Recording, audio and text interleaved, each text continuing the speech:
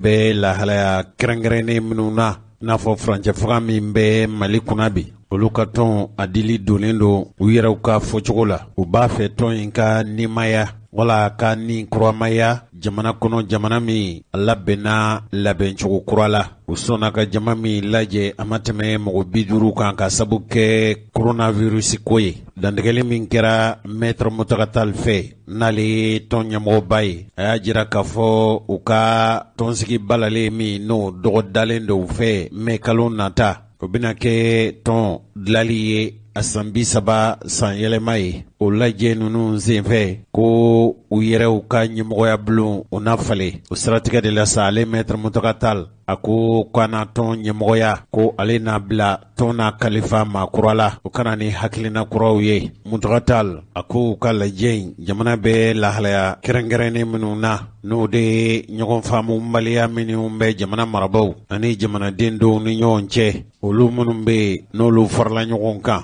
ka Ibrahim Bokar Keita ka tali ɲini n'o tali ɲɛ sɔrɔla u ka kulu min n'u y'a sigi n'u k'a ma ko M5 o de ye minnu farala ɲɔgɔn kan juin kalo tile 5 jamana kumabɔdenw ani jamana kanubaw ka fara ɲɔgɔn kan tɔn n'o ye Rassemblement des Forces Patriotiques ye ale yɛrɛ kɔni fɛ o laɲini tun kɛra fasodenw ka laɲini de min b'a to yɛlɛma in Mali b'a fɛ ka jɔsen kura min ta o bɛ se ka lasɔrɔ cogo min n'o baara nana fore ni jamana sɔrɔlasi dɔw u ka wuli ka dɔ ye minnu n'u ko olu fana ye jamana yɛrɛ kisi kulu ye u ko min ma ko comité national pour le salut du peuple nka Mutagatal fɛ olu ka kulu ma faamu furancɛ fanga ɲɛmɔgɔw fɛ a dabɔkun tun ye fɛn min ye o ye k'a fɔ jamana in a yɛlɛmali sirilen don nin waati la olu minnu n'olu murutira Ibrahim Bokar Keita ka fanga ma o ni sɔrɔlasi minnu n'olu ye baara tɔ lase n'u tun y'u kɔnɔjɛya ɲɔgɔn ye ka fara ɲɔgɔn kan tuma dɔ la laɲini ninnu nasɔrɔ nka fo ka se bi ma olu yɛrɛw ka cɛsiri fɛn o fɛn b'a la olu bɛ kulu min na n'o ye M5 RF mɔgɔw ye u ka laɲini tɛ ka k'u b'a fɛ k'u sen don jamana mara la koyi furancɛ fanga in k'u b'a fɛ k'u sen don a fanga na wala kɔrɔsigi kulu min bɛ yen n'o ye Conseil national de transition ye olu ka laɲini tɛ o ye a ko ma bɔ sira o sira fɛ seni di faso yiriwatɔn ɲɛmɔgɔ in a ko u ka laɲini ye fanga ka don tɔn na Mali ladilali kura min ka Mali ladila ka labɛn cogo kura la o tɛ taa fo n'a y'a sɔrɔ furancɛ fanga min bɛ yen ni jamana mara b'olu bolo n'olu sera ka baara in fori n'olu sera ka wasa sɔrɔ u ka baara la o yɛrɛ sira la sa olu b'u seko n'u damajira kɛ hali n'a y'a sɔrɔ k'a fɔ tɔn bolofara si tɛ yen k'a fɔ k'olu farala ninnu kan jamana marali la nka a kana kɛ maa si ɲɛna k'a fɔ ko jamana bɛ ka hakilina jigi kura min bɛ ka da Mali kan ko maa bɛ se ka na o jigi k'o waaru jamana in ka dilan cogo kura la ni maa o maa ko k'i b'i jɔ Mali ni o labɛnni cɛ olu tɛna jɛ n'a ye fiyewu a y'a jira k'a fɔ u ka tɔn bɛ lajɛ minnu na ni lajɛ in bɛna fore fo a ka ye k'a fɔ tɔn niyɔrɔ ka bonye jamana jɔkɛnɛw kan min b'a to tɔn in a bɛ se ka nin kuraya cogo min ka kɛ tɔn ye tɔn min bɛ jamanadenw ka wasa ɲini ka d'u ma Mutagatal ka fɔli la seni de n'i ye politikitɔnw ta politikitɔn min bɛ taa fɔ politikitɔn 200 la Mali kɔnɔ seni de faso yiriwatɔn fanga min bɛ a la o tun ye jɔyɔrɔ 5nan de o jɔyɔrɔ in o seereya o sabatira koyi sabu nin kuma nin de fɔra jamana yɛrɛ kɔnɔna mara bɛ minisiri bondaso min bolo ani minnu ka baara ye woteko labɛnni ye o sɔrɔla u ye dɛmɛ min ta ka politikitɔnw sɛgɛrɛ faso yɛrɛ fɛ nin yɔrɔ 5nan o sɔrɔla seni faso yiriwatɔn de fɛ nin yɛrɛ wasani a tɛ k'a fɔ k'olu bɛ sira furancɛ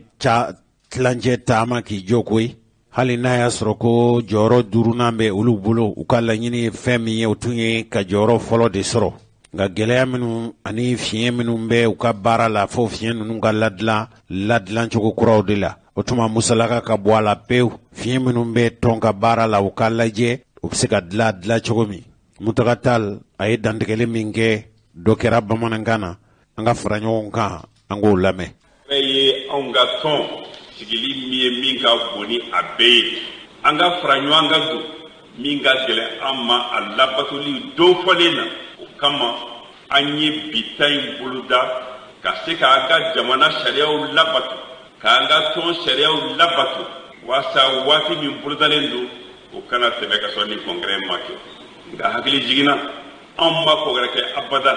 ni maa bayirikaw de mana a daminɛ don na o ti ɲɛ bi ala y'a kɛ bana bi diɲɛ kɔnɔ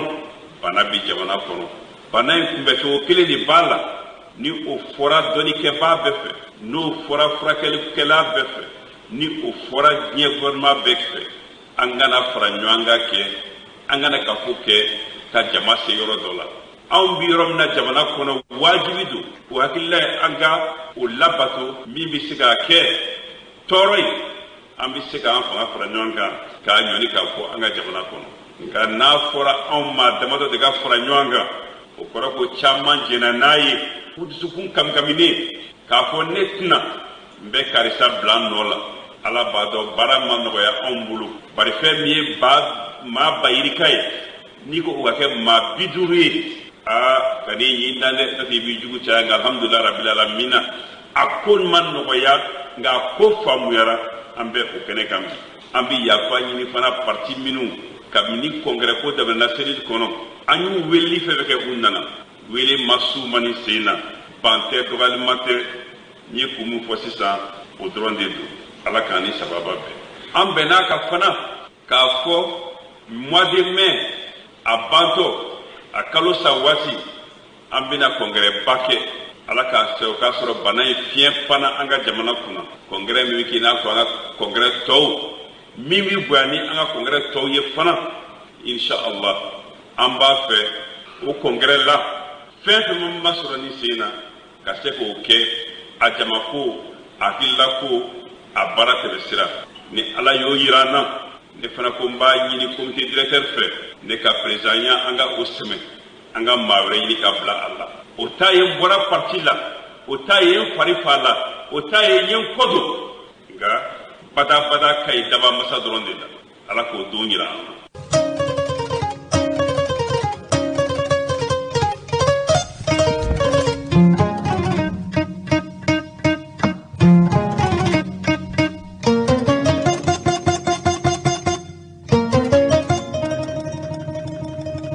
Alimaw an ka kunungo nɛnɛ a don kibaru kɛnɛ kan an y'a yira aw la ka fɔ dali masa setigi Allahu a ka latigɛ dɔ bolila an faso Mali kan Général Musa Traoré ale ka fatuli tɛmɛnen kɔfɛ Amadu Tumani Ture o fana fatulen kɔfɛ a dakun mɔnimi galama ye i n'a fɔ an yɛrɛ ka cɛkɔrɔbaw u ko saya a kɛra i n'a fɔ mɔnimi galama min ni bɛɛ lajɛlen bɛ mɔni min n'o galama ye o galama kelen n'a sera mɔgɔ min nagakɔrɔ don min e ta don ko fura tɛ saya la fo dun sebaliya ni saya sera don min n'a bɛ mɔgɔ min ka bunda la tuma dɔ la n'a ye waatinin kɛ a ma se e ka bunda la e bɛ ɲinɛ kɔ k'a sɔrɔ hadamaden man ka ɲinɛ saya kɔ fiyewu o latigɛlen l'ale jarabili min bɛ yen n'o ye saya ye ko saya tɛ kojugu ye sabu kojugu o de bɛ dɔ sɔrɔ maa tɛ ala ɲini kojugu la mɔgɔw bɛ mɔgɔ la u ka balo kuru kara u bɛ dali masa wele ala bɛ se k'u kisi kojugu ma cogo min o dun tɛ saya ye sabu maa o maa bɛ k'i bɛ se ka ala deli saya ko la tuma dɔ la i b'a deli de a ka dɔ fara i si kan n'o tɛ hadamaden kɔni n'i nana dugukolo kan i tɛ ban tali ma fɛn o fɛn bɛ yen n'o ye fiɲɛminɛkɛla ye dali masa ka danfɛnw na nin bɛɛ lajɛlen bɛ sa ni ma fɛn bɛɛ ye sa fɛn ye fo n'a kɛra Allahu ye o tuma saya nin tɛ kojugu la nka saya nin bɛ fɛn min na o de ye ko saya ye ko gɛlɛn de ye a ka gɛlɛn ka se hakɛ ma fo kodɔnnaw olu ko saya bɛ mɔgɔ bɔ wajuli fɛn ye hadamaden hali ni a tun danna saya dɔrɔn ma e k'a lajɛ bani o Sumayila Sise min n'a fatura fangasigi min kan ka kɛ san 2000 ni san 1 na ni bisigi tun bɛ mɔgɔ caman kan ka fɔ nin ye Sumayila ka tile bɔlen ye sabu hadamaden dungo la kabini san 2000 fo ka se bi ma Sumayila Sise ani bɛ fasoko la wallahi ani bɛ fasoko la Sumayila Sise Amadu Tumani Ture an'o ye fanga ɲini kɛ ɲɔgɔn fɛ u tun b'a f'a ma ko sumi champion o ye san joli kɛ Ibrahim Boubacar Keita o ye fanga ta ko 2 o ɲini kɛ Sumayila Sise a tun b'o o kɛlɛ la n'o ye ɲɛmɔgɔya o kɛlɛ a tun b'o la Ibrahim Boubacar Keita ani ni kan bɔ fanga nɔfɛ don min n'a kɛra fanga sɔrɔ fɛn ye Soumaïla Cissé a n'a ka kɔlɛ n'o ye a ka furumuso ɲuman ye Astan Traoré Soumaïla yɛrɛ ani Soumaïla denw u taara fo Ibrahim Boubacar Keita ka so ka taa a fo a ka jamana kuntigisigi la o de la ni an ka maakɔrɔbaw ko ten ko Manden fadenya k'o tɛ sunɔgɔ o tiɲɛ ye nka o maakɔrɔ kelenw k'o di ko nka sinjiya bɛ Manden kelenya bɛ Manden bonya bɛ Manden bonyamasegin bɛ Manden don min na Soumaïla a y'a ka kɔlɛ doni Ibrahim Boubacar Keita ka fanga ta ko fɔlɔ la ka taa fo IBK ka so tuma min na ninnu cɛ fila nɔfɛmɔgɔw bɛ samasamali la kuma gɛlɛyara ka se hakɛ min ma Soumaïla wulila a n'a ka kɔlɛ ka taa fo IBK fɛ yen ka taa IBK ka taa ka ɲɛmɔgɔya bonya jɔnkala ka segin a ma o don kofɔlen a kɛra wasa ye ni Soumaïla tun m'o kɛ o don tuma dɔ la a kuma tun bɛ caya kosɛbɛ sabu ale yɛrɛ kɔni fɛ janfa min labɛnna jamana kolatigɛlaw fɛ ka fanga in k'ale ka jagoya fanga daraki ka bɔ a bolo nka limaniya nana a sɔrɔ jaabiw dilen kɔfɛ Soumaïla wulila ka se IBK ka so. Non, je crois que c'est un bonheur d'être là ce soir et comme je l'ai toujours dit, je suis républicain. Nin kɔni ye nisɔndiya de ye ne bolo. Ne ye foroba mɔgɔ de ye foroba faso sigi la ne ye hɔrɔn de ye hɔrɔn min bɛ a ka jamanadenya a b'a dɔn wa a b'a fɛ. Le président Ibrahim Boubacar Keita a gagné ces élections de belle manière. Jamanakuntigi Ibrahim Boubacar Keita a ye setigiya sɔrɔ n'a kɛcogo ɲuman ye. Et je me dois de le féliciter. A ka kan ne kana bi kana a fo ka fo n'a ka setigiya ye. Mais contrairement à la tradition du coup de fil,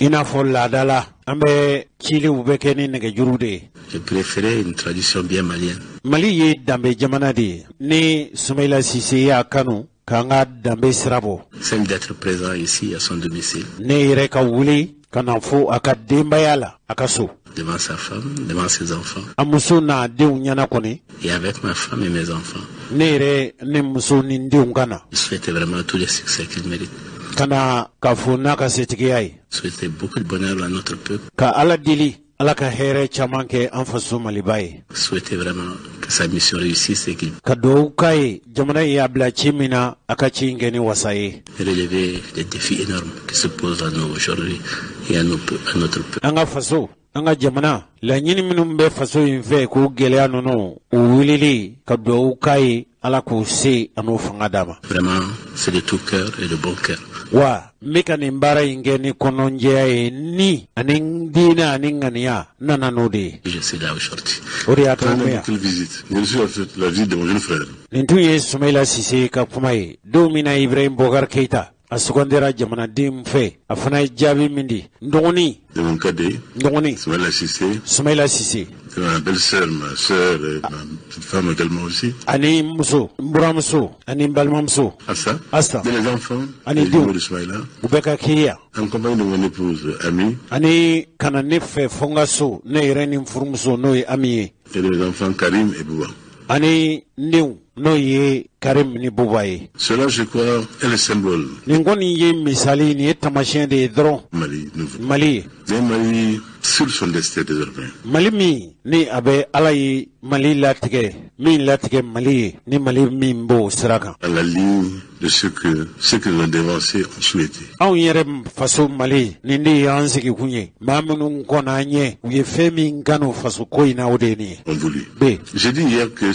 dans cette affaire-là, c'est le Mali qui gagne. Ne ye nin fɔ kununko ko Mali bɛ sugandili min na a wasa a n'a kunkɔrɔta tɛ foyi ye fo n'a kɛra Mali yɛrɛ ye. Et c'est le Mali seul qui est victorieux ce soir. An bɛ k'o de waleya bi. L'image est là. A jaw bɛ yan. Et je remercie Allah subhanahu wa ta'ala. N bɛ Ala barikada subhanahu wa ta'ala n b'o barikada. C'est bonheur. Ni hɛrɛ Et je ye. remercie également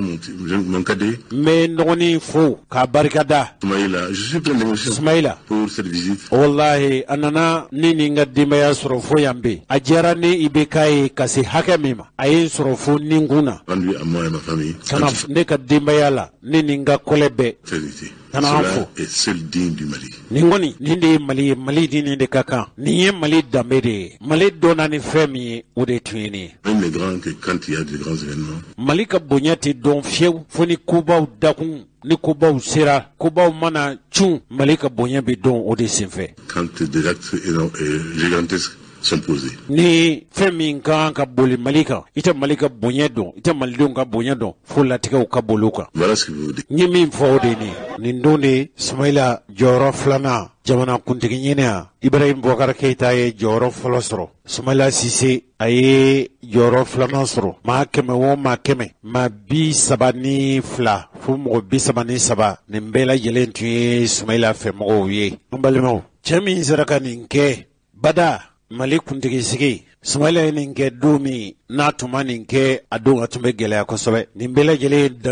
dalu mimba jira kafo Ismaila Cissé joro mimbe ala fasukula hali jamana bara lake sabu samba kele ni keme kononton ni bi kononton ni saba kasi samba kele ni keme kononton ni bi kononton ni wolonfla Ismaila Cissé ministri yake anfe Mali korea fengo fembe no ye jamana naflu soro ana musaka ayo ministri yake samba kele keme kononton ni bi kononton ni nani sani fere julaya o ministri tunye Ismaila Cissé anana akera jamana ministri mana yere koi sabu Mali haju be se minawo minama no kanga dunin ka se Mali kono ya jamana dugulu kanga laben chugo minuna sigida kanga saniya chugo minuna Mali ashibungu fengo fembe no joli wale o mana ke soyew o mana ke sirabayew o mana ke fon no kanga jo Mali kono o ministry no urbanisme samba fla Ismaila kera ministry ye Ismaila tun la kodanendo kafo nafulu marali koni jamana nafulu ka makaran chenigelaw ka chening kana sama ka jamana nafulu makaran atono bise ka bo tono bo chugo nyuma mina Ismaila yo barake fo siga tun kera maka fo alfa maru kona retume bo fangala domi ko atume fanga di Ismaila Cissé ma nga umalatike Ismaila Cissé change de ke farafina ka nafulu ko ɲanabɔ kulu min be n'a bi fɔ a ma ko commission de limoya san 2004 ka se san 2013 ma fɛn o fɛn be n'o ye jamana ɲɛmɔgɔw ye farafina tilebiyanfan jamanaw ka lajɛ kulu min sigilen do ka nafolo ko ɲanabɔli la a jamana kuntigiw bɛɛ lajɛlen Ismaila barikada sabu a kɛra sabu ye ka ni farafina tilebiyanfan jamanaw ka cakɛbondaso in labɛn a y'o mafa a kɛra sabu ye farafina yɛrɛ tilebiyanfan jamanaw olu ni diɲɛ fan wɛrɛ jamanaw u bɛ se k'u bolo di ɲɔgɔn ma cogo min u ŋana tun ye Ismaila ye ne ko co e yɛrɛ ka kuma ye min ye ko an tɛ mɔgɔw tanu ko f'u su dalen a kɛra i n'a fɔ i ka tiɲɛ a bɛ ka segin ma tuguni kabili Amadu Tumani Ture bɛ fanga na ka kɔn Amadu Tumani Ture ɲɛ o ka fanga sigi Ismaila Cissé tun bɛ politikitɔn min n'u k'a ma ko Adema PSJ Adema ye tɔn ye tɔn min n'o ye Alpha Umaru Konare ka tɔn ye Ibrahim Boubacar Keita tun ka tɔn don ninnu bɛɛ lajɛlen tun bɛ politikitɔn kelen na hakili b'a la waati min Ibrahim Boubacar Keita ani Alpha Umaru Konare fɔra ɲɔgɔn kɔ Ibrahim Jalociw o y'a sɔrɔ an tun bɛ baara la arajo la sabu arajo baara daminɛna ne yɛrɛ fɛ san 1991 ani 91 marisi kalo tile 26 tɛmɛnen kɔfɛ waati min bɛɛ y'a sigira Mali kɔnɔ yan kɛnyɛrɛye arajow dayɛlɛlen sira dira kunnafoni lasebaaw ani minnu bɛ n'olu b'a fɛ ka kuma ka baara kɛ kibaruya laseli kɛyɔrɔw la sɛbɛntaw b'o la fɔtaw bɛ o la waati baara fɔlɔ min kɛra an fɛ u ye Général Musa Traoré ale ka kiri n'o ye jolibɔn kiri ni nafolodun kiri ye u y'a sɔrɔ mankanba yɛrɛ bɛ jamana marabaw ni ekɔlidenw yɛrɛw ka surunadon tɔn n'o ye AM ye Musa Traoré ka fanga firilen kɔfɛ u y'a sɔrɔ bɛɛ y'a a dili tun bɛ ka don ninnu ye kuma ye a fɔkun y'an fɛ kabili o furancɛ fo ka se sisan ma e ni ne an bɛ arajo baara la don min Ibrahim Boubacar Keita a bɛ bɔ Adema na a don e ɲɛ seeriyara a bɔtɔ Adema na u ye lajɛ min kɛ fo jamana ɲɛmɔgɔ Ibrahim Boubacar Keita o y'a sɔrɔ ale tun ye Adema ɲɛmɔgɔ ye a bɔra Adema na don min a don kofɔlen e tun bɛ yen hakilila jiginna dakurunya fila dɔrɔn don komi kibaruya fɔkun ye fɛn min ye nin ko in Adema ko RPM ko URD ko nin si ma fɔ e ni ne kɔ wa a y'a sɔrɔ an bɛ baara kɛ arajo la o y'a sɔrɔ an ye kunnafoni lasilaw ye fo ka se bi ma ne ko i hakili bɛ Ibrahim Boubacar Keita bɔra don min Adema na i hakili b'a la wa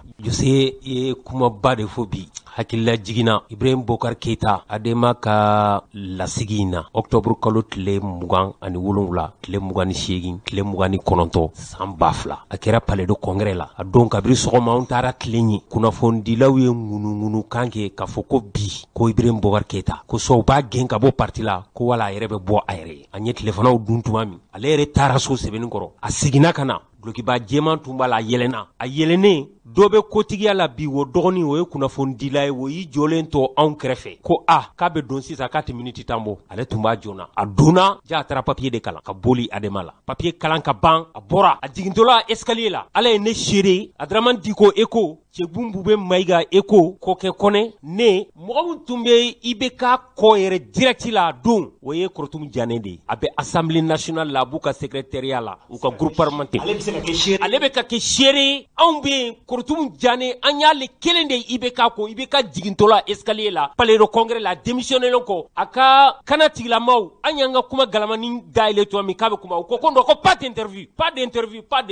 k'a tɛ kuma a y'i jɔ sɔɔni ka miniti fila kɛ a tilala ka jigin u ye mobili dayɛlɛ a donna. an tɛ se ka nin bɛɛ tɛrɛmɛ bi nka donko fɔlen n'i ma fili a bɔra adema na a ye gɛlɛya dɔw sɔrɔ. Jose IBK jiginnen ka don mobili kɔnɔ n bɛ hakilila jigin kɛ kotigi dɔ bɛ adema la a kɛra minisiri ye siɲɛ fila a cɛ fana kɛra minisiri ye a ko an y'a dɔn ko nin cɛkɔrɔba in ko nin tɛ foyi sɔrɔ jamana in kɔnɔ nin tɛ kɛ foyi ye tuguni si bɛ kuma la n'a fɔbaga ye ko nin tɛ foyi ye o kɛra ne Ibrahim Diallo ɲɛna palais de congrès la yen a tigi bɛ balo la ne yɛrɛ bɛ balo la seereya de don Burama Talen ko a ko nin tɛ foyi sɔrɔ tuguni politique la nin tɛ kɛ foyi ye. Ibrahim Bokar Keita bɔlen adema na minnu tun bɛ adema ɲɛmɔgɔya la waati olu tun ye Sumaila Sise de sugandi ne ma fili ka kɛ u ka cɛbɔ ye o wote fɔlɔ min kɛra o Sumaila ale ni Amadu Tumani Ture de tun tɛ wa fanga ɲini na wa. Sumaila ni Amadu Tumani Ture de tun bɛ fanga ɲini na hakila san 2000 ni san 2 tɛ Jose ni muɲuna ka sabali ala bɛ maa mun fɛ o ye maa min bɛ muɲu ka sabali n'o tɛ o kalafili san fana a jirala k'a fɔ ko Ibrahim Bokar Keita ko a tun ye ɲɛ sɔrɔ nka Jose n bɛ o de fɔ ko si bɛ kuma la n'a fɔbaga ye maaw welela tuma min ka taa tolontan yɔrɔ min filɛ nin ye 26 mars la a don ne hakili b'a la ni muɲuna ka sabali bi i sɔrɔ fɛn sɔrɔ yɔrɔ fara i bɛ k'a ka kuma kɛra mun ye a ye sabali bɛɛ ka taa so mɔgɔw kana tiɲɛli kɛ a ye sabali n bɛ ala kɔnɔ a ye sabali o tora hakili la dɛ.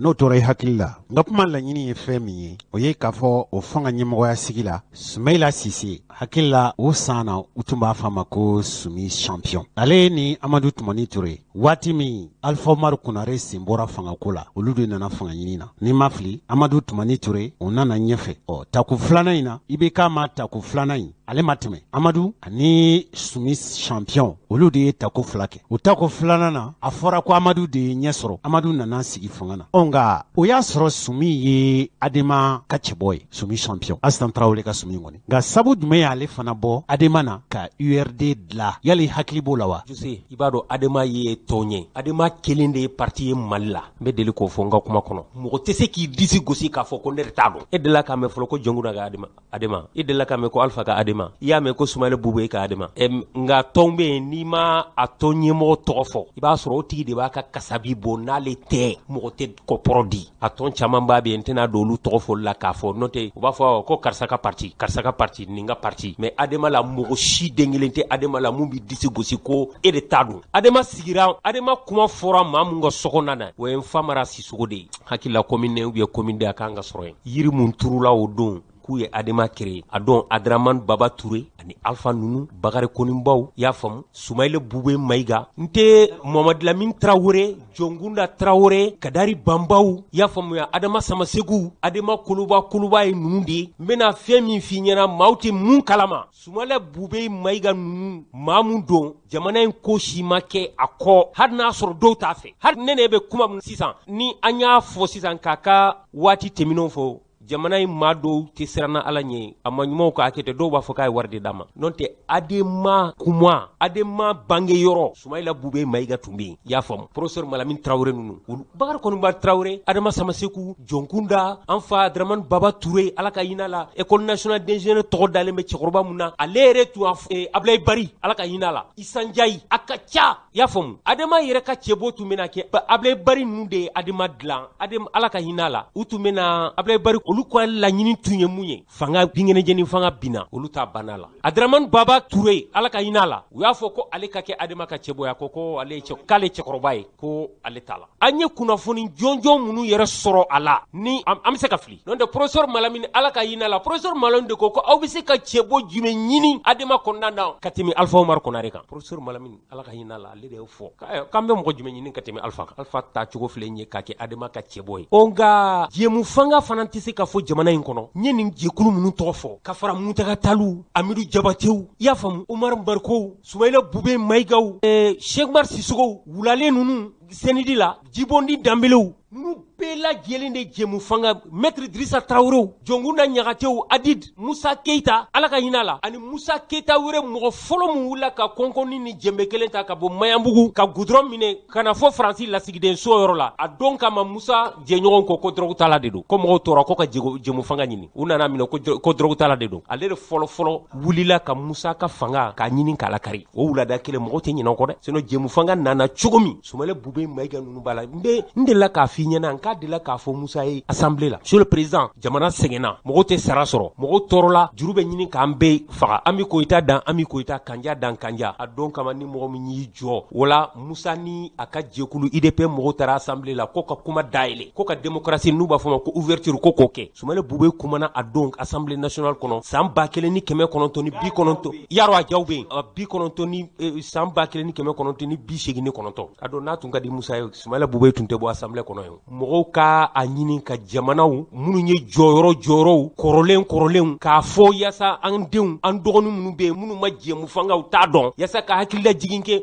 o fana k'a fɔ an y'a mɛn an kɔrɔ karisa ye nin fɔ tan an fa karisa ye nin fɔ tan ko nin ye nin kɛ tan ko nin ye nin kɛ tan bɛɛ ka bɛɛ jɔyɔrɔ dɔn yɔrɔ ɲalocu o fana ye arajow jɔyɔrɔ de ye an fana ta kɛra tile nasɔngɔ ɲini ye nin kɔrɔlen kuma ninnu fana caman fɔli tɔnɔ wɛrɛ t'a la sabu i b'a sɔrɔ caman tɛ balo la bi Mɔbɛn Lamini Tarawele filɛ nin ni tun ko i bɛ jamana furuba kuma fɔ waati tɛmɛna n'ale m'i da don a la maaw t'a sɛbɛ kuma minɛ sabu adama yɛrɛ y'a fɔ cogo min adama tu ma tigɛ olu kɔ adama tu ma tigɛ Sumaila Sisew kɔ a ma tigɛ Ibrahim Boubacar Keitaw kɔ nin caman bɛ fanga na ni min bɛ balo la i b'a sɔrɔ o bɛ se ka kɛ seere ye o de la nanzaraw ka kunnafoni lasela dɔ ko ten ko ni maa min b'a fɛ jamana kɔrɔlen k'u ko ka bɔ yen k'o latunu ko i tɛ baara ɲumankɛla ye sabu ko kɔrɔlen sɔrɔ baliya k'o la a bɛ sira bɔli gɛlɛya kosɛbɛ wa n'i ko i bɛ jamana ka kɔrɔlen bɔ dɔrɔn a bɛ n'a fɔ i bɛ jamana nin de minɛ n'i ko i bɛ jamana kɔrɔlen k'i b'a kuma k'i b'a datugu k'a ko ka bɔ yen pewu ka kɛ i n'a fɔ a ma kɛ ko i bɛ ka jamana nin de bɔ a la nka i m'an ka ɲininkali jaabi sabu n ka laɲini ye fɛn min ye o ye Sumaila Sise de ye i yɛrɛ ko ten ko Sumaila Sise tɛ dunan ye jamana furuba dɔ fɔ la a fana ye dɔ kɛ kabini kunun ko fo bi Ibrahim Boubacar Keita bɔli min kɛra adema la ka RPM dilan a ma fɔ e kɔ sabu a don ko fɔlen n'i ma fili anw yɛrɛ de ye ci k'a fɔ k'i ka taa kunnafoni ta a kumakanw bɛ yen o kɔsa fɛ a bɔli min kɛra n'a tun taara Côte d'Ivoire lasigidenya la yen a ye waati kɛ a nali min kɛra barosigi min kɛra a fɛ Omisport la u ka bololantolaci yɔrɔ min tun bɛ yen a ye dantigɛli min kɛ o kumakan u bɛ anw bolo yan nka Sumaila Sise min tun ye adama ka cɛbɔ ye ni ATT ka fangasigi san 2000 ni san 2 la ale ma ta ale fana bɔra adama na cogo di ka URD dilan yala i hakili bɛ dɔɔnin na o la wa Jose o diyara n ye i b'a dɔn n y'o de fɔ n ko adama mɔgɔ kelen se k'i disi gosi ko ne yɛrɛ t'a dɔn bɛɛ de parti min dɔn bɛɛ de t'a dɔn ni an ye nin fɛn o fɛn tɔgɔ fɔ i Sumaila wo i Jonguda wo i Bakari Kɔnima ninnu tun b'a la bɛɛ de t'a dɔn wa ni musaka bɛ bɔ bɛɛ de b'i ka musaka bɔ k'a da parti dulonnen tɛ dalen tɛ mɔgɔ kelen ko kan Sumaila ninnu tun ye adama kolo girinw de ye Jose Ibrahim Boubacar Keita bɛ premier ministre la waati min na Sumaila kɛra waribontigi ye a kɛra ministre ye ministre min ka ko ɲɛsinnen bɛ jamana nafolo ko ma ministre des finances u ye baara kɛ ɲɔgɔn fɛ IBK tun ye premier ministre ye ale tun ye ministre des finances ye Sumaila tun ye ministre de l'équipement de l'environnement des transports et de l'assainissement a ɲɔgɔn ministère belebele e ko a ɲɔgɔn na dilan tugun ministère 2 fo 3 k'a bɛɛ fara ɲɔgɔn kan k'a di Sumaila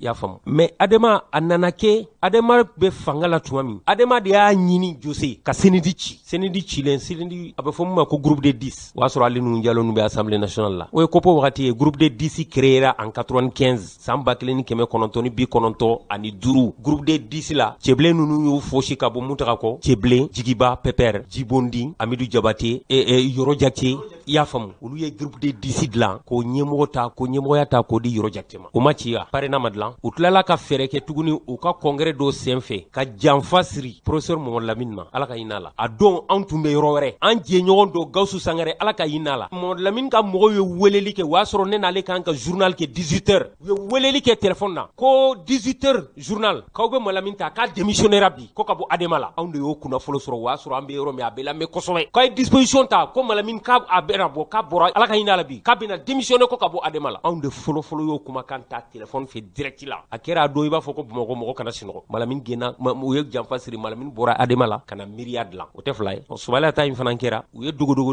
ni janfa Soumaïla fana bɔra ka URD ko créer ni ma fili hakili la k'a fɔ waati y'a sɔrɔ Soumaïla bɛ farafinna tilebiyanfan o jɛrɛ tɔn a tun bɛ IMOA la nka Jose Soumaïla ma girin URD ɲɛmaaya nɔfɛ ten a b'o cɛ la a y'a kɔrɔkɛ n'a balimakɛ n'o Yunus Ture ye ale tun bɛ assemblée ɲɛma danganya la parti in tora o de bolo nka u kuma fara ka bɔ Adema na o waati de la wa u farala ka bɔ Adema la o waati de la parti créera Yunus ninnu bɛɛ bɔra parti nana u bɔ URD dilan o jɛkulu la ani Lasine Kone ninnu ala ka hinɛ la o banna o fana tun ye Adema kolo girinba dɔ ye a mɔgɔw ka ca ani madame Samake ninnu ni fɛn ninnu parti kalifara Yunus ma a bɛ san 3 fo san 4 fo san 5 bɔ o y'a sɔrɔ Soumaïla bɛ cɛ la Wagadugu Soumaïla ka o baara bannen ko de Soumaïla nana a kɔrɔkɛ Yunus n'u ye fanga ta ka segin a ma ka parti ɲɛmɔgɔya di ale ma sinon a bɛ san 4 fo san 5 ni hakili ka di o y'a sɔrɔ Soumaïla ma a bɛ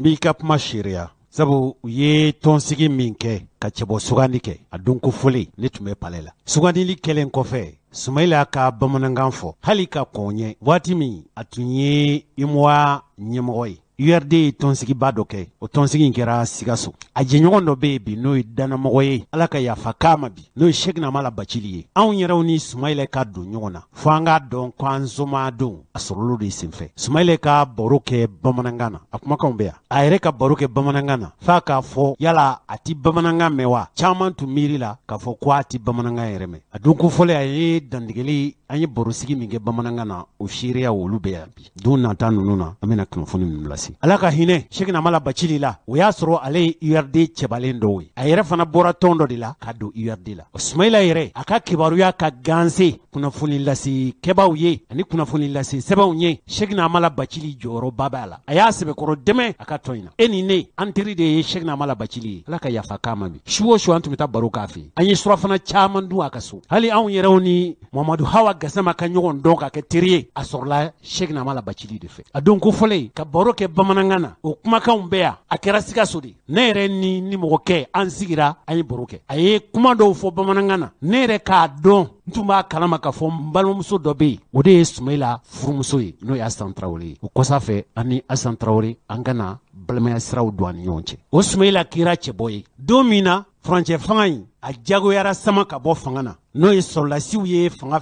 paroni min kɛ tintin barika bonyanen u sɔnna fanga ka latɛmɛ min ye professeur Jɔnkunda Traoré ye n'ale tun ye wasabulon o ɲɛmɔgɔba ye o nana sigi k'o kɛ jamana ɲɛmɔgɔ ye marabulon ɲɛmɔgɔya sigilen kɔfɛ n'o kɛra sabu ye Sheikh Modibo Jara fana nana sigi fanga na olu de ye fanga sɛnsɛn sa fo kana se Ibrahim Boubacar Keïta ani Soumaïla Cissé olu fila olu de bɔra ka kɛ cɛbalenw ye i bɛ k'a ye jɔyɔrɔ fɔlɔ sɔrɔ Soumaïla ye jɔyɔrɔ filanan sɔrɔ o Soumaïla Cissé fɛn minnu tɛmɛna o fanga ɲɛmɔgɔya sigi la jamanadenw tɛ sure ye o la sabu a kɛra bɛɛ ɲɛna yan nka min nana to mɔgɔw hakili la kosɛbɛ fanga tako filanan min o cɛ bɔ bannen kɔfɛ Soumaïla Cissé a n'a furumuso n'o ye furumuso ɲuman ye Asan Traoré a n'a denw ninnu de wulila ka taa Ibrahim Boubacar Keïta fɛ yen f'a ka so fɛn caman tɛmɛna nka min tora mɔgɔw hakili la o ye o don min n'u taara IBK ka so kɔnɔ kɛnyɛrɛ ye lase kibaru lase bondaso min bɛ yen n'o ye Afrikable ye olu fɔlɔ de y'a jabɔ k'a yira malidenw na kɛra Soumaïla ka baaraba dɔ ye baara min a tun ye jamanadenw hakili sigi sabu don ko fɔlɔ n'a fana tun banna petu a mana bɔ sira o sira fɛ a kɛra jo ye sa a kɛra jalaki ye sa n'a tun banna o don Mali tun bɛ kuma wɛrɛ fɔ min tɛ nin ye a n'a furumuso ɲuman u ye nin baara in kɛ IBK ka fanga sigira o nin fana si ma fɔ Soumaïla Cissé kɔ fo bi o fanga ye tako filanan min kɛ ale kɔni kɛra maa filanan ye jamana ɲɛmaa sigi la o de nana jɔyɔrɔ di a ma ka fara a ka tɔn wasaden minnu b'a bolo député bulon kɔnɔ olu caya fɛ min ye fanga ŋwara dabaw ka beeretigiya ye o de taara k'a d'a ma nka hakili la a don ko fɔlen e y'a ye cogo min ne y'a ye ten yala i bɛ se ka dɔɔni fɔ o la wa i b'a dɔn fanga sinama tɔn maaw olu ye fanga ka farigan fura de n'o tɛ yen jɛmu fanga tɛ yen Soumaïla ninnu bɛ ka fɛn min fɔ nin waati ninnu na hali n'a ka kunna an ka sigi an ka kuma Jose ni ne furugu la ɲɔgɔn kɔrɔ n'an ma sigi ka kuma an bɛ ɲɔgɔn faamu an ka sigi an ka jamana kunkan ko kuma fɔ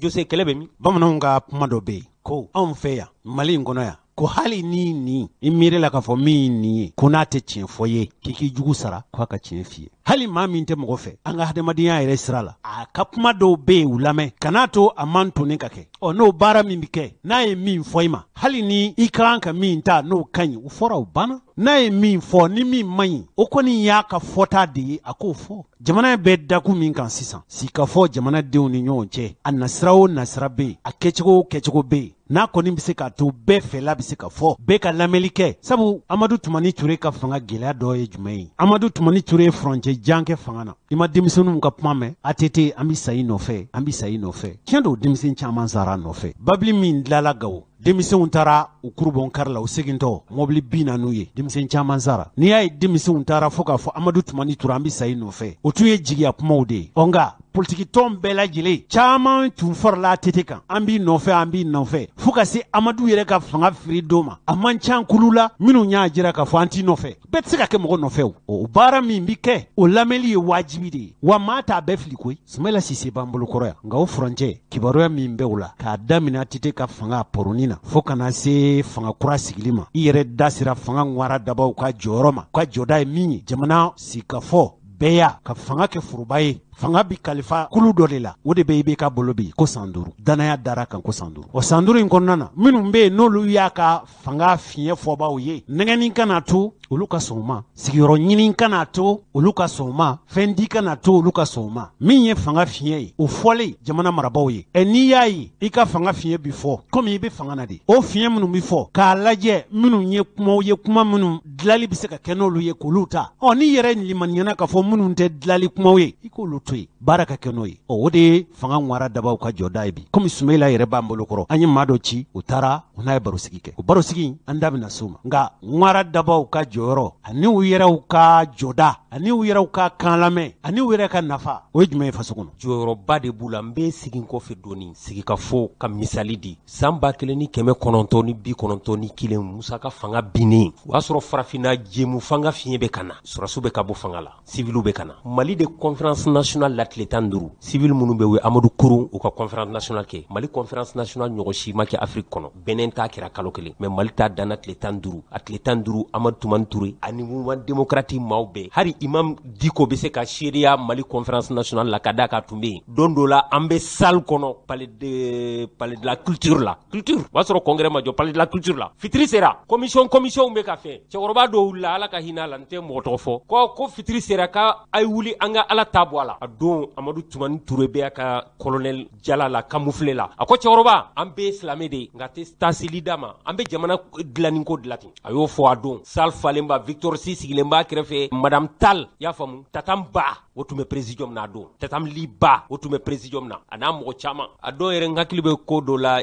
kuma dɔ fɔra mɔgɔw ye tɛgɛ fɔ Victor Si ko n'applaudissez pas ira do jɛmu fanga la ale fana jɔyɔrɔba bɛ yen ka Musa fanga yɛrɛ cɛfarin tun don waati dɔ la gɛrɛndɛr'a bolo fɔ a taara Dakar ka taa lycée Maurice de la Fosse la ka taa lakalani kɛ ka taa ka sɔrɔsiw tun b'a nɔfɛ yan nka Jose an ka sigi an ka kuma o de ye damu ye an ka kɔrɔlen na yan tiɲɛ tɛ sigikafɔ in ka kɛ Mali conférence nationale kɛra yan maaw ye ɲɔgɔn faamu an bɛ sɛbɛn o sɛbɛn an bɛ ka sariya o sariya kɛ sisan ni a constitution in kɛra i y'a faamu 92 constitution in février 92 a kumaw bɔra palais de la culture de la maaw de sɔnna ka sigi ka ɲɔgɔn lamɛn Mali conférence nationale la tile 15 ka papiyew dilan ko ɲuman k'a ban an filɛ o de constitution application na ni maaw ko an ka sigi ka kuma i kana taa kɛ taali ye i kɔfilɛ maaw b'i nɔfɛ hey i kɔfilɛ i k'u lajɛ u k'u sigi ka kuma jamana bɛ taa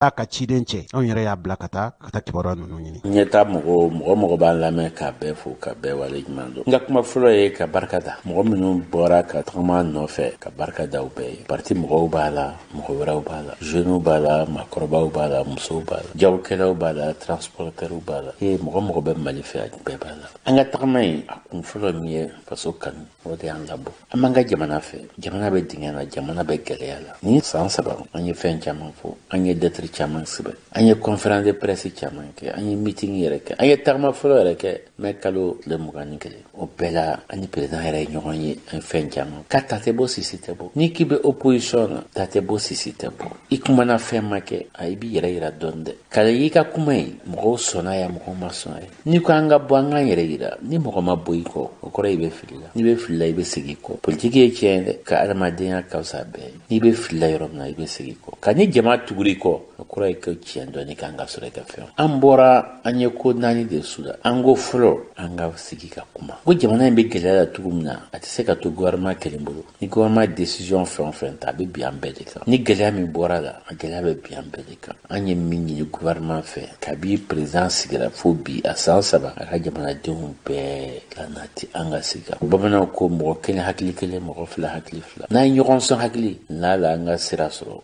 parce que jamana in y'a fɔ ko jamana bloqué don jamana jɔlen don. N'i taara julaw bara u bɛ kasi la. N'i taara transporteur bara i bɛ kasi la. N'i ye denmisɛnninw ka baara ko u bɛ kasi la. N'i ye muso yɛrɛ ɲininka nansɔngɔ yɛrɛ tɛ dafa. Dugu nɔgɔlen bɛɛ sɛgɛnnen kɛlɛ tɛ ban mɔgɔ faga bɛ yen don o don. Yɔrɔ caman bɛ Mali la mɔgɔ tɛ se ka segin tuguni. École tɛ yen, dɔgɔtɔrɔso tɛ yen, siraw tiɲɛnen don. U bɛ bi mɔgɔw ka f'u ka so kɔnɔ ko n'o gɛlɛya bɛ jamana na an b'a fɛ ka gouvernement de dɛmɛ. An ko gouvernement ka na an k'an sigi an ka. Filanan an ko an k'an jija an ka tuma ni ture a ka segin kan. N'i ko jamanadenw bɛɛ ka bɛn an ka réconcilier an k'an tɛgɛ di ɲɔgɔn ma. An ka président kɔrɔw fana nɔ b'a la. Olu fana ka don a la olu fana kan ka wele parce que a kɛra cogo cogo fana bɛ se ka dɔ la mɔgɔ dɔw sɔn hakili ka tugu kɔ pour que jamana ka suma. Ka gouvernement yɛrɛ ko hali tuma ye minnu kɛ ko ka jugu ka jamana juguya denya de kɛ. Fo ka kuma se fo assemblée la enquête kɛra rapport tɛ bɔ a kuma tɛ ban a kuma tɛ dilan fɛn tɛ bɔ a la san 3 k'a sɔrɔ o ye plainte déportée kabini novembre 2013 fo bi ni ko a k'o fana cayara ten sa. A sabanan an ko loi min bɔra an k'an janto a loi man ɲi. N'a fɔra voté ka kɛ yɔrɔ dɔw la a kana kɛ yɔrɔ dɔw la o kɔrɔ ye k'an yɛrɛ sɔnna ko jamana tila la. An tɛ se ka sɔn jamana ka tila. Vote in fiɲɛ caman b'a la kojugu caman b'a la dɛ fɛn caman b'a la a bɛ musow bila kɔfɛ a bɛ jeunes bila kɔfɛ an k'o bɛɛ la min ka jugu n'a bɛɛ ye. Fɛn bɛ na ni jamana tilali ye an tɛ se ka sɔn fana y'an bɔkun ye. Hali jamana in na sisan an ɲɛ bɛ min na siyako donna la. A bɛ fɔ bamananw ni fulaw bɛ kɛlɛ yan fɔ burudamɛw ni kɔrɔbɔrɔw bɛ kɛlɛ yan burudamɛw ni yɛrɛ cɛ kɛlɛ bɛ yen n'an m'an janto jamana in bɛɛ bɛna sigi i bɔyɔrɔ la an bɛna jamana in a ja bɛɛ tiɲɛ furuɲɔgɔnya b'an ni ɲɔgɔn cɛ balimaya b'an ni ɲɔgɔn cɛ jɔn ye fula ye jɔn ye bamanan jamana in kɔnɔ an bɛɛ kelen an bɛɛ buruju kelen de ye donc o bɛɛ kan ka da tabili kan de an k'a fɔ a ye sabali an ka sabali. Gouvernement kelen ani groupe armé kelen olu dɔrɔn tɛ se dɛ n'o tɛ accord signera a san 1 ni kɔ bi n'i y'a ma ɲɛnabɔ halisa c'est que accord ou bien ɲɔgɔn faamuyabaliya b'a la ou bien sincérité t'a la k'a fɔ an sɔnna ma tiɲɛ na pour ka kɛ. An bɔra ko 4 min na o ye RTM ko ye n'an kan bɛ kuma RTM na fo delili ni delili an ye opposition de aw yɛrɛ ye hali k'a fɔ dɔrɔn k'an bɛna marche kɛ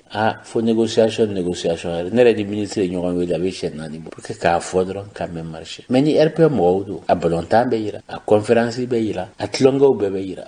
ɲamana man ka taa tan dɛ aw yɛrɛ y'a ye ni minnu ye RTM lajɛ sani an yɛrɛ k'a fɔ k'an ka marche bɛ kɛ u ye denmisɛnninw ka communiqué kɛ ko AIM k'olu t'a nɔfɛ u ye CNJ ka communiqué kɛ k'u t'a nɔfɛ u ye association dɔ yɛrɛ ka communiqué kɛ ko serpent bɛ min kunna ala tiɲɛ na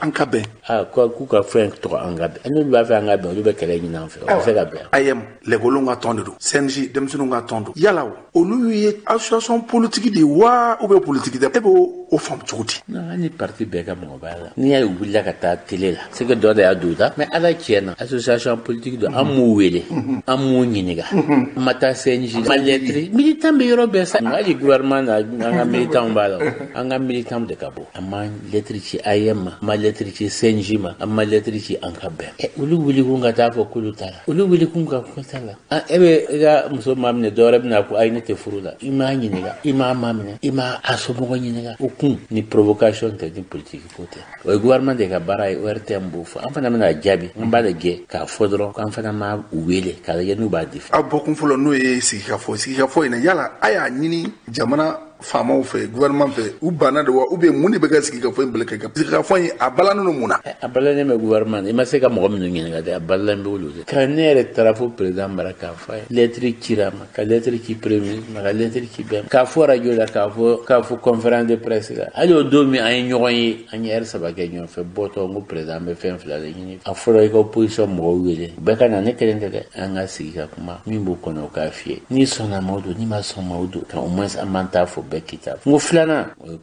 concertation nationale ye ne b'o 2 de ɲini fɛ a tɔ bɛɛ b'i dɛn Mali ka bana fura bɛ sɔrɔ gɛlɛya fura bɛ sɔrɔ sigikafɔ la ni mɔgɔ ma sigi ka kuma bana bɛ furakɛ n'i taara dɔgɔtɔrɔso la e man kɛnɛ n'i m'a fɔ dɔgɔtɔrɔ yɔrɔ min b'i dimi i bɛ furakɛ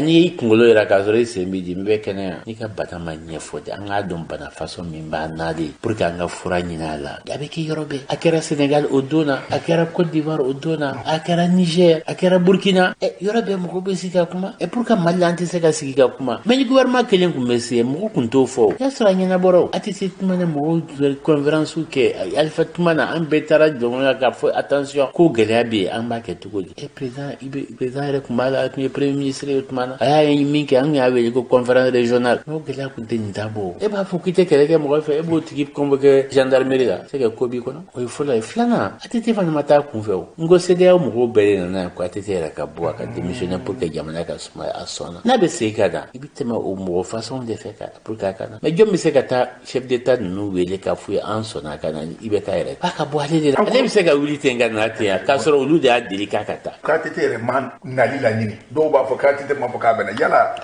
wala ye nkalon don ne bɛ se ka min f'i ye parce que a bɛ ɲɔgɔn kala ni ne taara Dakar ne bɛ taa ATT bɔ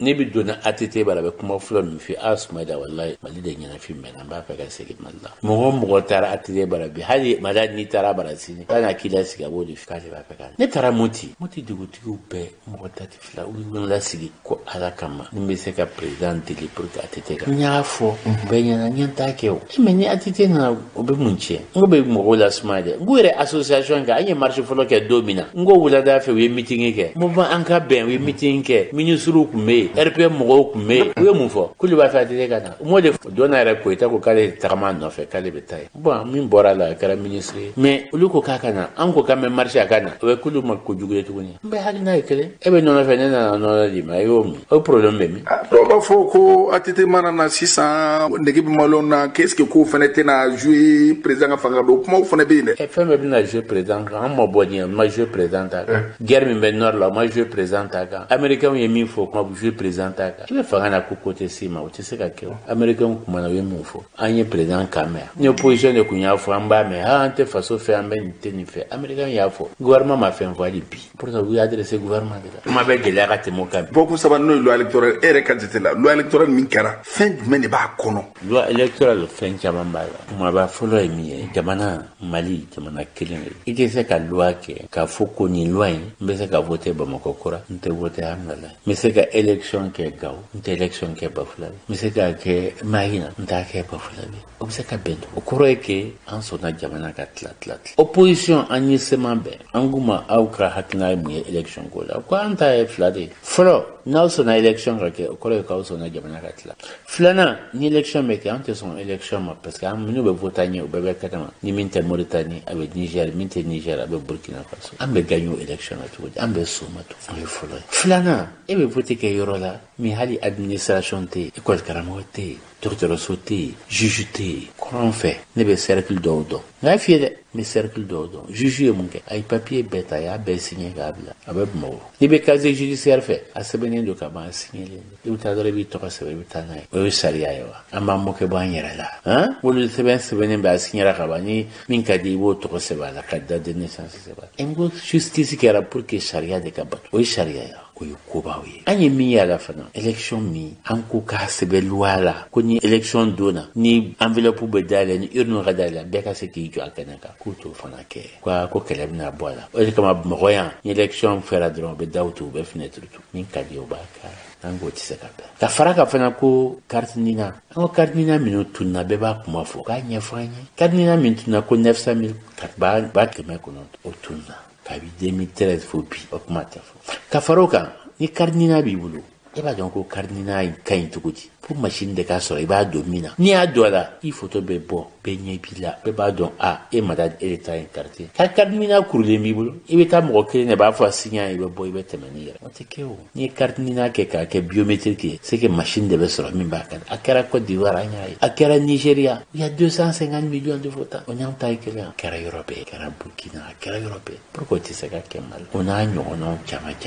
an ye kɛlɛ dɔw kɛ k'a fɔ CENI yɛrɛ tun b'a ka CENI tila k'a fɔ ko opposition mɔgɔ a tɛna tɛmɛ mɔgɔ kelen kan o sigira o kɔ la o ye parrainage kɛ parrainage u tun y'a kɛ cogo min na a tɛ tɛmɛ mɔgɔ 3 mɔgɔ 4 kan min tun bɛ se ka kɛ candidat ye an kun ma mun na b'o kɛ ko non candidat farfelu ka ca mɔgɔ minnu bɛ n'a ten de o tɛ foyi représenter o bɛ kɛ candidat ye an ko ye mɔgɔ façon jumɛn ka dɔw bɛ yen u bɛ 1% sɔrɔ dɔw bɛ yen u bɛ 0,5 élection kelen o dɔnna olu mɔgɔw bɛ min n'u bɛ gouvernement na u bɛ min u tɛ gouvernement na o tuma gouvernement bɛɛ ye farfelu ye aw k'aw ta fɛ mɔgɔ minnu ka kɛ candidat ye n'olu kɛra candidat ye aw b'u jate u kɛra candidat aw y'u jate o candidat kɔfɛ olu de bɛ gouvernement la bi n'u bɛ tɛmɛ nkan bɛɛ b'an jɔ hali budget ma kalifa olu de la dɔw taara fo ka kɛ premier ministre o kɔfɛ 1 député 0,5% 1% i b'a fɔ président i b'a fɛ ka dɔ bɔ candidat la e yɛrɛ bɛ o candidat ta k'o kɛ ministre c'est que ma population ka il y a fait bien sûr il y a fait ministre moi ça veut dire que ma population ka vote jate fɔlɔ la modi botile la ni ko Jean-Marie Kone b'a da bɛ se ka siga so bɛɛ la ni ko Barema Boko moti bɛɛ b'a la mɛ ni ko Mama Nesana Idara Tumbutu ka b'a la mɛ o de ye ministre ye ministre min bɛ se ka fɛn ɲɛnabɔ ka ministre bɛ taa da Congo i b'a la kun na i kɛra ministre jama t'i kɔ fɛn t'i kɔ i tɛ mɔgɔ représenter caution ko in yarɔ o kɔni caution ko dɔ bɔra la o ka ɲi ten fɔlɔ la min votera o de ka ɲi kɛ fɔlɔ la c'était dit c'est on a voté contre la loi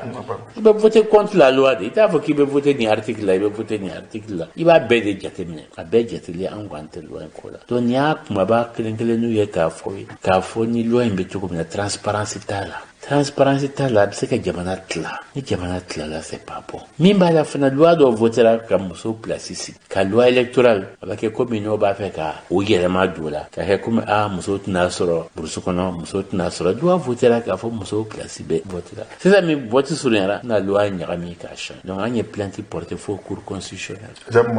jaabi ma bɔ fɔlɔ CEDEAO fana ni Union africaine ye fɛn kelen fɔ ko i tɛ se ka loi modifier kalo 6 kɔnɔ ni vote bɛna kɛ c'est-à-dire ni kalo 6 tora i man ka loi modifier cogo di parce que o kɔrɔ ye ni fɛn surunyara i ba voilà ni fɛn surunyara e bɛ se ka règle des jeux changer e bɛna ballon tan i ka maillot don u bɛ se k'a f'i ye ko football tɛ dɛ ko basket don o bɛ se ka ɲɛnabɔ donc o bɛɛ n'a ɲɔgɔnna caman y'a sɛbɛn k'a kɛɲɛ o de y'a fɔ an k'an tɛ loi ko ye naaninan n'o ye censuré yala e bɛ se ka dalu minnu na k'a fɔ aw ka événement télé b'a censuré RTM ye faso télé don a ka ca pewu Modibo Keyita kɛlen premier ministre ye o RTM ye wele u nana fɔ ne ka so ne wele o ni Afrika bɛ nana n ye fɛn o fɛn fɔ n ye critique min fɔ Afrika bɛ y'a bɛɛ bɔ RTM y'a tigɛ ni n y'a fɔ ten mɔgɔw b'a fɔ nin ye Sumayila kelen ka kuma ye ne m'a d'aw ma n ye plainte porté comité d'égal accès aux médias d'État la ko kan ka na ni preuve ye n y'a 2 journaux parler enregistré ka n'a yiru la u ye lettre ci ma ko n jo b'a la lettre ci RTM a papier bɛ n bolo ni Ala sɔnna an b'a bɔ journaux la puisque u y'a fɔ ko k'an bɛ fɛn fɔ la aw tɛ da lu kɛ dɛ n'o kɛra a ma fɛn ye filanan le 3 septembre ka dɔ man jan an ye manifestation kɛ avec des jeunes ko debout la République o don na n'i ye journal parler du 5 septembre lajɛ a bɛ internet kan peut-être que n'i y'a lajɛ ba ye u ye Maliba labɔ ka URD labɔ ka Sadi labɔ kan 3 tugu ɲɔgɔn u ye Maliba ta traité fo ka ɲɛ cɛ n'a ka mɔgɔw o sera URD mɔgɔ ma mɔgɔ si ma kumakan mɛn mɔgɔ si ma jeune ninnu kumakan mɛn ka écran fin ka comme ni panne technique de kɛ ka tɛmɛ ka se Sadi ma ka Sadi ta labɔ point bɛ fɔ ka ɲɛ sabanan rasbate ta ye kelen an ye communiqué kɛ a minɛli bɛ yana ka minɛ a minɛnen kɔfɛ an ye communiqué kɛ u ye Facebook ni fɛn ninnu interdit don min na an ye communiqué kɛ u y'an ka communiqué modifié communiqué yɔrɔ si an ma rasbate tɔgɔ sɛbɛn u ye communiqué min kalan o kɔrɔ ye k'u ye an ka communiqué sɛbɛn fo ko rasbate y'a fɔ tan rasbate y'a a bɛ an y'o plainte porté anga marche folo anye ko be ke ka communiquer ke yuba nani shogal yere kumana chaîne saba chaîne nani ay ko fanga fendo bwala anya fa lutte contre la corruption kango bwala kanga ni bwala ngani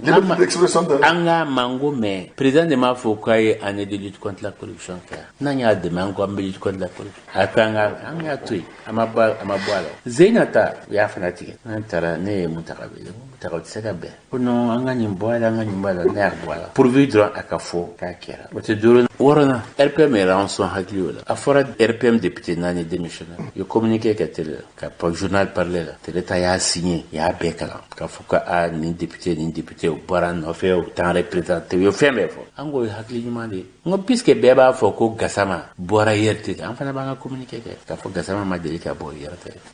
ani communiqué ke le client la communiqué te passe ani ministre wele communication ko ni mbala mais au ka problème ngale ka communiqué ani communiqué modifié ka be utama pour ka fo mais RPM tate modifié RPM balantan de beira yara subaka kubu beira président ka kubu beira karsara kubu beira du journal parler nangu kana ya ne ambassadeur des États-Unis wele fengangu kana couvert ko non ko ta couvert abe bien o dona nga marche la awere yayi anga marche ma fo ka serpente bana ayo me CNJ ka communiquer kera ayem ka communiquer kera no te censure ya buyewa ande ka marche do o ya buluyewa luka na fo kulu maso munyi gara jom taru nyi ga jom ya fo kana kuma kuma tugumina unganga mfana bele ka fo nuye nyufo awe nyufo amina demanti ke kala ke nu ba ko nu ya fo mba fo avancer président wala ate bon yo modi wo interroger o do ka nyiniga ka ko censure modi wo tlele journaliste mu fo ko est-ce que ni est censure o ya boale ani journaliste di mi reportage ka don ka dama ka to mi no ba la je nu ya la me ulu ka fo ka kera ali commencer ka position ta te o journaliste barayo bi ka reportage ke au ko ni nyiniga to ko minasa au ko censure kera est-ce que censure kera dalu e fo modi bo mo ko kumbe fangaya tumam ya kata mo ko non ne akata abana iti dale c'est comme si ça nie ko audio ta la pour ka weni e ko barot na bansa e ba lame minu ba lame le débat vraiment tient boulot tient tout boulot journaliste ka barayo donc vraiment akacha ni aka nyini fe make soro fe normal lame abe munge ne afo odo meeting la ngam kelente se nya vi ga kuma damnena faso ko dido ankelente mali faso de yo mali kanu bana mais ankelente se ngo jamama minu ban la me no ya do ko jugudo faranga ambe botu ni pour que président ka famu gouvernement ka famu mais nan jotala amando ni jigi jamana abe nyambe de ko abe chi ambe de ko mo ka takada opposition go tuma be munke o na maken ena chena tuna chambe de domna mo ka yoro karla amdi ta karla ngolu ta de karla domna nyama bora dugu fambe ka dugu be no a jom toro amali on be toro jom din be barala minu dem te barala mutora minu ka fulu chena mutora minu ka so tira Suleiman Bugu amutora eni pays sigi anga baraika ayirawda ka manyede ko kayirawda ka ufilla kayirawda ko be siramin ka asiramai kayirawda ko jamana infile ka tlatla jamana infile ka mintinga kono eni malian be wosi ka foko on de trado ande kadla an fana dama anga baraka ko nambise minambuke an kwante fenyini kelela ante mogo ante mogo ni anti kaba kurufi ambe mogo hakili jiki ambe mogo eduke ni voti don sera nanjo bala be votanye no votaranye kusi kala ja amba mi fo na nyanyo onke mais na mfute kala tugo no ma votanye abito anona ke mais na chena mo shika na fo kama fa ni lo électoral ma changer yala au beta kala fili la pa yika pman kono yara ka fo ni vote kera no ko klemu na ma ka mali fambe amna na klele yala au la beno ka ko dossier déposé bien sûr on m'a déposé mais démocratie et charia ko dio ne bo de fo mo be blema mandiye madame ni feruju be ibe job blema na ite job blema ibe job parce que charia ko be ga job blema mais ni ko blema mandiye be teme parce que nous dit de kade que la qui be jamana che ni jamana be na mima hanne amande opposition no loi de voter ameto ko mais na manye atuna fo kama fa ni feruju a banga jo ni angwa manye na jora domina ni bena na domina na kera karambuza je ba akunya anye fenja man fo ko anya mbulo ni shirom na tle borale anya fo autorité intérimaire te marche anya loi manye raka donirata anya fo accord ni problème bala anya fenja ma fo na mara min kera anya fo shweni min kera anya fo surfacturation min kera anya fo FMI ma wariti gola ya vérificateur ma wele ya ministre ma bu place la ya o ma ke kwanta fa kama fo a bɛ fɔ kuma caman da ŋunungan caman na ko aw minnu bɛ ka tagama bi k'aw de ye jamana curu dingɛ kɔnɔ aw de ye jamana ci aw ye jamana cilaw ye ko a tɛ faso ka yɛrɛ fɛ yala e bɛ se ka explication jumɛn di o la ni ɲɛ tugu i tɛ se ka yeli kɛ n'i tulo gere se ka yeli kɛ ne kɛra ministre ye ne bɛ tagama baw la ka jɔn ye ne ka premier ministre Ibrahim Boubacar Keïta de kɛra ne ka premier ministre ni ye kojugu fɛn o fɛn kɛ n'an y'a kɛ ɲɔgɔn fɛ dɛ se ka m'an bilasira n kɔrɔkɛ don n ka patron don e mɔgɔ bɛ ɲinɛ o kɔ mɔgɔ ɲinɛ ko kabi 92 fo bi Ibrahim Boubacar Keïta de b'a la a kɛra ministre des affaires étrangères a kɛra conseil diplomatique du président a kɛra ambassadeur a kɛra premier ministre pendant 6 ans et demi a kɛra président de l'assemblée ka ko fɛ député ministre minnu bɛ fanga na kabi Ibrahim nana fo bi a bɛ ministre tan bɔ n ye min compter n'o kun kɛra ATT ka ministre ye o tɛ sabali olu tun bɛ min ngulu de bɛ fanga na hali bi ngulu de tun bɛ fanga na kunu n bɛ se k'a bɛɛ tɔgɔ f'i ye kelen ni min tɛ ministre bi a bɛ RPM bureau ba la o tun bɛ min mɔgɔw ɲinɛna kɛ 2002 n ne ni ATT de taara final la jɔn bɛ ATT dɛmɛ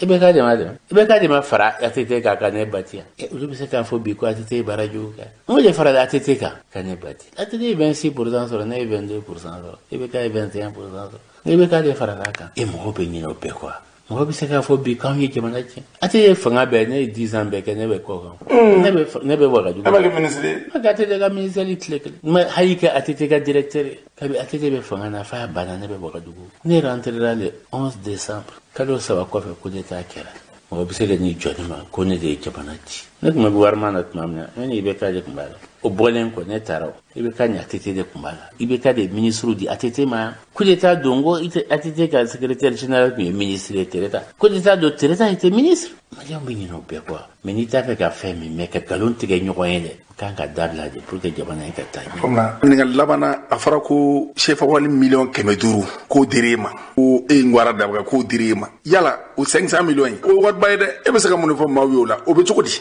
Ni kɔni ka kuma ye ka kuma dɔrɔn ka kuma sigi kuma kan.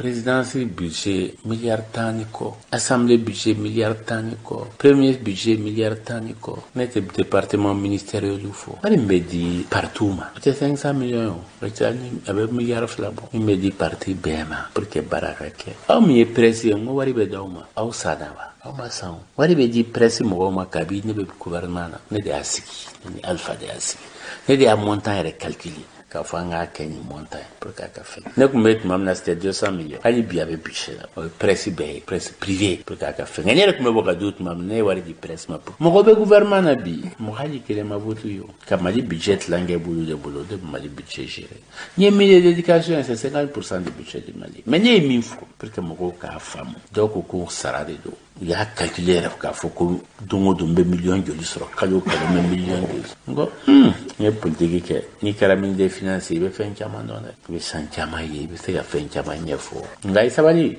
parce que mɔgɔ saba min bɛ jamana kunna o ye président premier ministre président de l'assemblée ne ye fɛn fɛn fɔ nin ye olu ta bɛɛ bɛ sara o so sɔngɔ b'a la kuran sɔngɔ b'a la aw yɛrɛ bɛ dilan sɔngɔ min na a mobili sɔngɔw b'a la bɛɛ b'a la o budget bɛ yen o tɛ 500 millions dɛ ka ca n'o ye pewu ka o kɔfɛ fonds de souveraineté bɛ d'u ma min jara ye o b'u k'a la président ta ye 1 milliard 800 millions o bɛ bɛn 150 millions par mois min ka d'a ye a b'a k'a la i y'a faamu o ni sara tɛ kelen sara tɛ foyi ye o mun b'a bolo premier ministre ta ye 900 millions 75 millions par mois min ka d'a ye a b'a k'a la nka n'i taara n'a jara a b'a 10 millions ta k'a d'i ma papier t'a la foyi t'a la premier ministre ta ye 360 millions 30 millions par mois olu bɛ se k'u jɔ a ma ko an ye wari ta dɛ an ye nin kɛ dɛ nin kɛ mɔgɔw ka sabali n'an ye marché kɛ n'an b'an ka ji sara an b'an ka courant sara a bɛ ɲɛna fu de don n'an b'a bɔ a la ni ne voyagera ka taa kɔrɔn fɛ ka taa Kayi jɔn b'a sara n'an de tun b'a sara an de b'an ka mobili louer an de bɛ échange k'a la n'an taara hôtel min na an de b'a sara pourtant n bɛ taa faso kungo de la o don ne wulila ka taa fo Amérique invitera Mali tɔgɔ la ne de ye n ka billet sara o ne de ye n ka billet sara ka bɔ yan ka taa fo Amérique ka hôtel sara ka fɛn kɛ n taa faso ko de don o tɛ ne Sumayila Kamate o il y a invité parce que je suis chef de file de l'opposition ne bɛ se ka Mali kunna wolo mais n y'a bɔ n kun de n kun bɛ se k'a fɔ Mali na fɛn jɛ n bɛ taa nin yɛrɛ ye o t'o faamu tɔw bɛɛ ka chef de file tun bɛ yen Guinée ta tun bɛ yen Burkina ta tun bɛ yen Côte d'Ivoire ta tun bɛ yen bɛɛ tun bɛ yen an bɛɛ tun bɛ ɲɔgɔn kan mais caman bɛ yen u ka jamana de y'a sara o ye. An balimaw ninnu bɛɛ lajɛlen ye seereya kɔrɔw de ye o seereya ninnu u fɔ kun anw fɛ kun wɛrɛ t'a la jɔda min tun bɛ Sumayila la Sumayila yɛrɛ ka tunu malidenw na o sɔrɔla a minɛli min kɛra ɲafunke wa taakun wɛrɛ tun t'a la koyi ka taa bonyamasegin kɛ a sɔrɔ yɔrɔ mɔgɔw ye u ye a sugandili min kɛ sabu laadala san o san Sumaila a tun bɛ taa ɲɛfunke ka taa wute kɛ ka kɔn o san ye a tun taara ɲɛfunke kelen in na o san yɛlɛma de senfɛ u ye Sumaila Sise minɛ nka ka kɔn o san ye a ɲiningaraw a bɛ taa mun de la ye a ye jaabi min di o don o kɔnna ɲinin t'a ɲɛ a ye min fɔ waleɲuman dɔn don nanzarakan na an k'a lajɛ an ka segin a kan k'a yɛlɛma bamanankan na mɔgɔw ka faamuyali sɔrɔ bisimila basi la. Policier de Traoré et moi nous soyons prêts. Nin tun ye kɛta de ye ne fɛ nin tun ni kɛli ka kan ne yɛrɛ ka taama kana fɔ ɲafunke yan. J'ai été élu par les populations ici. Ne sugandira kan kɛ wasaden ye yankaw de fɛ. Qui m'ont fait confiance. Olu ye u ka danaya de da ni Sumaila Sise kan. Tout à fait normal que mon policier de Traoré et moi nous soyons présents auprès des Niafenkoises et des Niafenkois. O siratigɛ la ɲafunke cɛ ni muso. De Traoré et moi nous soyons présents auprès des Niafenkois. A tun ka kan ni nin cɛ bɔ ɲɔgɔn Jeje Traoré anw kana ɲafunke yan. Soyons présents auprès des Niafenkoises. Ɲafunke cɛ. Des Niafenkois. Ani ɲafunke muso.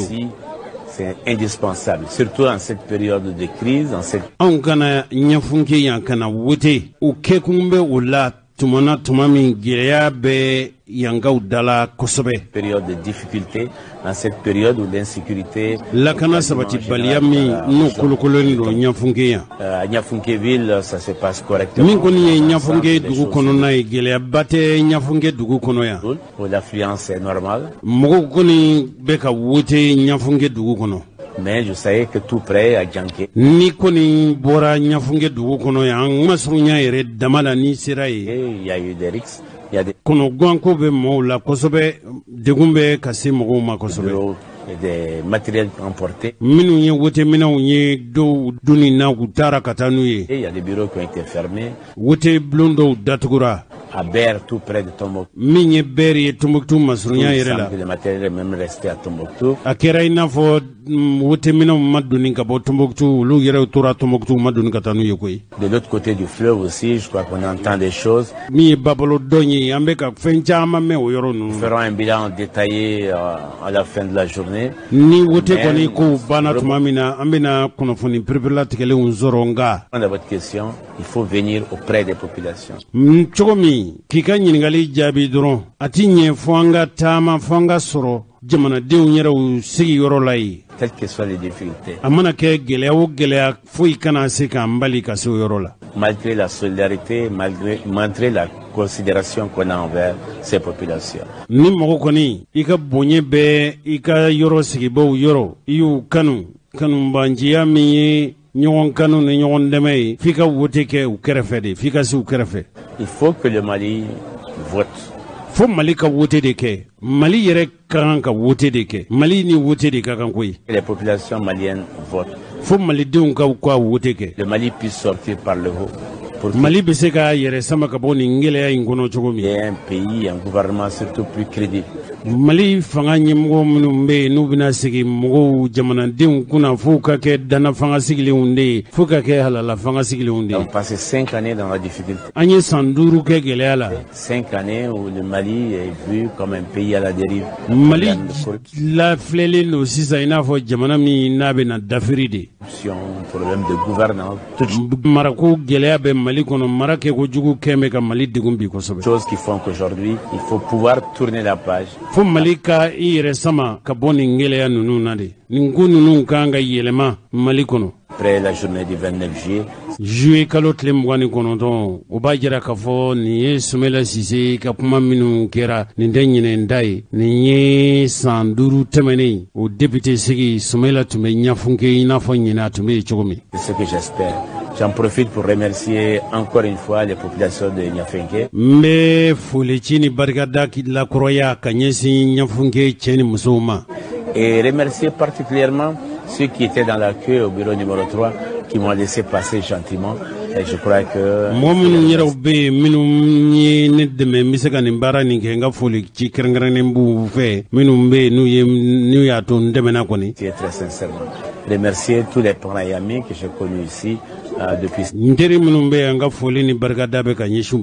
longtemps. J'en suis ému et je suis fier aussi de leur accueil et la façon dont les choses se passent. Mo yere bismillah jogumna mbela jelen barkada ambalmaw ni sanduru temane Sumaila Sise tuntara nyafunke wote wati anyingali mingera nyine ndai ngone nyama sorola kusabu kato umangutuli de senveza umangutuli senve koni kato de senve aminena mgodo fe o de senveza ne Sumaila Sise aminena mgodo fe amlele mingera hali na ya soro ka fo akablali make Ibrahim Bogar Keita tlela sabu surlasi uye ibeka ka fanga parone minke o de kofe Sumaila labana na sekabla ga ibeka tunga Hamidu hali na ya soro kuma chama fara Ibrahim Bogar Keita ma ga ibeka kato fangana Sumaila koton hamimbala kosabe ayu fo la jedo senfe sheria udo nga ibeka la metumana tumami atume fangana. Sachez qu'il est en vie. Jamana nyemo aku aya don aye limaniyene na ye ka fo Sumaila be balola koy. Nous avons cette preuve de vie. Sumaila beninawa e osega tana sabo dalu bamulo. Des efforts sont en cours Chesiru be senade pour obtenir sa libération dans les chugumi Sumaila be seka bla tilia yerela yani soninche. Nous savons qui sont ses ravisseurs Amba do mogo menu ye Sumaila menebi et les contacts sont établis. wa anu be nyogon kalama be nyogon sirala tamana. Inch'Allah, Inshallah Sumaila be bla il sera de retour Sumaila bina segin kana yoro parmi nous tel qu'il l'a dit. Sumaila bina so inafa Notre frère en mission. nyen mbalema min bila nin ci la Mission heureuse. ni ci ɲumando Le Premier ministre Ousmane Issoufi. n'o ye ministre Ousmane Isufu Mayiga ye. Ibrahim Bogar Keita a tun ye min fɔ Sumaila ko la o tun ye nin ye hakilila jigin kumaw don ni ala ye sini dɔnkibaru jirana. Sumaila Sise jɔda min tun b'a bolo a wulili min kɛra ka taa Ibrahim Bogar Keita fanga in tanku fɔlɔ la a n'a ka denbaya taara i bɛ ka foli min kɛ f'a ka so an da bɛna se nin bɛɛ lajɛlen ma nka kunungo an ka dɔnkibaru kɛnɛ kan bonyamasegin kɛra Sumaila ye politikimɔgɔw fɛ a jɛɲɔgɔnw a somɔgɔw an bɛna segin o seereyaw kan bi an bɛ ɲɔgɔn sɔrɔ yan sini inshallah.